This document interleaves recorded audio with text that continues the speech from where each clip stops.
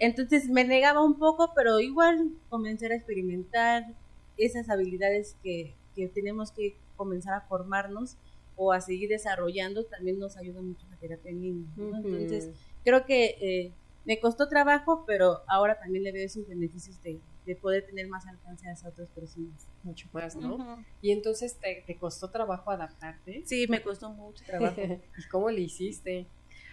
La práctica, Sí. investigar, y yo creo que es mucho esta parte de sí, la práctica y ver esas formas en cómo podemos llegar, uno como terapeuta, pues las habilidades, ¿no? Ver dónde me falta, esas partes que hay que seguir reforzando. Decíamos, bueno, tal vez no te veo físicamente, pero muestro más atención y empatía de ti sobre la escucha, ¿no? Sí, Eso es sí. lo que más ayuda, que los pacientes vean que sí hay esta escucha hacia ellos con su plática. Con su plática, ¿no? Uh-huh. Sí, yo creo que funciona bastante bien.